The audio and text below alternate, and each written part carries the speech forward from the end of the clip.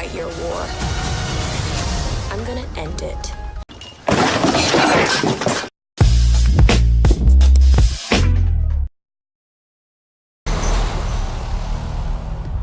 So, Skrulls are the bad guys.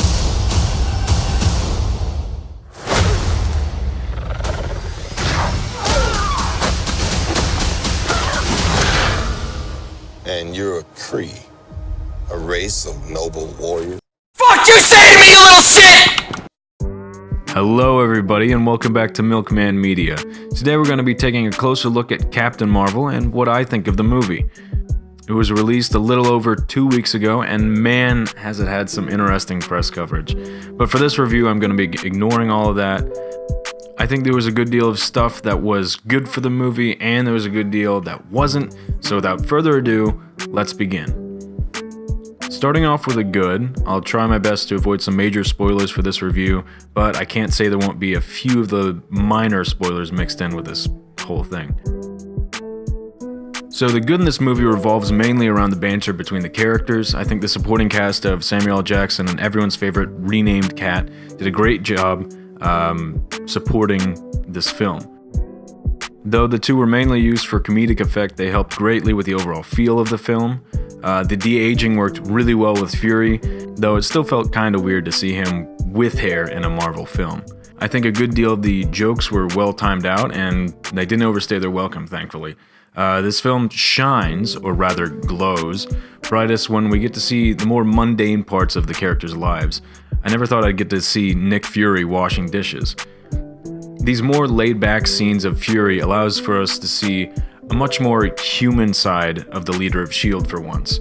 So far it's had a massive opening thanks to the infamy of Marvel, and due to the added controversy surrounding the movie, and the hype for Avengers Endgame. So that being said, when I saw it opening weekend on Sunday, the theater was still very much packed. Though with all the good, there comes an equal amount of bad, and perfectly balanced, that sort of Marvel stuff. Though I really wish this was the case for something I spent over 2 hours watching. For starters, I was never fully convinced of Brie Larson and her ability to portray Captain Marvel. Even in the most heroic scenes of the film, it always seemed just a little bit off. When attempting to save her friends and an entire planet from an alien invasion, she's hooting and hollering, have a grand old time blowing up a massive spaceship, as if the act was too easy for her, and that just felt a little bit off to me. I mentioned earlier how Nick Fury's CGI was pretty good in this film, though Coulson's was really rough in some places. In a great deal of his scenes, he looked stiff. Taking a closer look at the upper half of his face during the one intense car chase of the film, there's seemingly no emotion at all, which really takes away from the sort of action and the feel of the scene. Continuing with the theme of action, during the fight scenes in space, Captain Marvel uses her powers to blast away those fighting against her, but there's a good deal of inconsistency with this. In one case early on in the movie, she uses her powers, and even with her powers limited, she blasts through the wall of a spaceship. Though later she can only knock people back? Why doesn't she just obliterate them if she has the powers to do it? Oh, wait a minute. Okay, I see. Aside from that, it's pretty clear this movie makes it a point to say that sexism is bad, obviously. It seems like every single male side character Carol runs into during the course of the movie is incredibly sexist, beyond belief, often commenting on how she should smile or can't do things because she's a woman. It's like the writers of this script experience sexism in every facet of their lives to an unrealistic standard. Wait a minute. That might be why. Okay. One of the examples they use for this is a little montage that has Carol Danvers as a young girl doing some go-kart racing.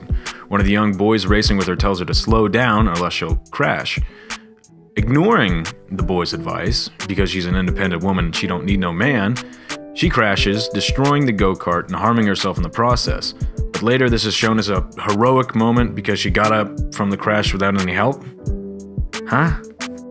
Another problem I had with the film was the pacing of the dialogue. It's like they didn't have any sort of breaks between people speaking to each other, quickly switching from person to person.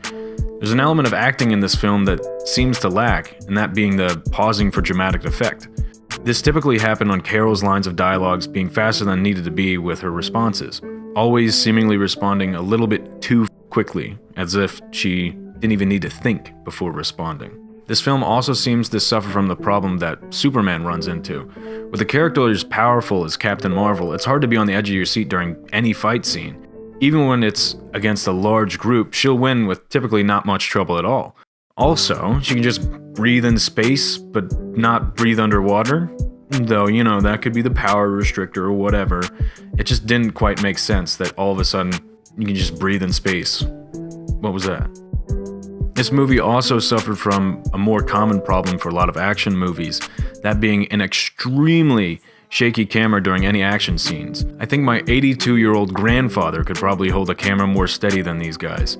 Speaking of action, every single fight scene has people getting just thrown around. Like seriously, if I took a shot for every time somebody got thrown during this movie, I'd be in the grave before the movie was over. At another point in this movie, Carol teams up with an alien and somehow turns an experimental jet into a spaceship worthy to exit and re-enter Earth's atmosphere, as well as having anti-gravity installed. Keep in mind that this conversion was made in mere hours with only tools found in like a shed. I get that it's a comic book hero movie, but come on. Speaking of aliens, our lead supposed bad guy has an Australian accent despite having never been to Earth. Earlier on in the movie, Captain Marvel hacks a payphone to make an intergalactic call, but she gets cut off when it asks for more money because why not? Kinda reminded me of a little scene from Toy Story, and not just because their heads are the same shape. Finally, the character arc of Carol Danvers is closer to a character bump. Whereas The Dark Knight has Batman go through the equivalent of a massive roller coaster of an arc, Captain Marvel is the equivalent of a kiddie coaster. At the beginning of the movie, she's confident, witty, and fearless. And at the end, she's the exact same, but now has an obscene amount of power. At no point does it ever truly seem like she could lose or ever be defeated. Even her cat is overpowered. It seems like her and Rey from Star Wars would get along pretty well. So that's Captain Marvel. A fun to watch movie for munching popcorn, but in terms of a story, it's a bit lackluster. It can be a fun film when you can see what's going on, and the local retirement village isn't filming for them. Overall, I'd have to rate this movie a 6.5 out of 10. It's a fun little origin story, but the movie is riddled with smaller issues that, all put together, doesn't make this film go any higher, further, or faster than any other Marvel film. If you're not a die-hard Marvel fan, this movie can be better enjoyed at home rather than a movie theater. All that being said, I hope you guys enjoyed, and I will be seeing you in the next one.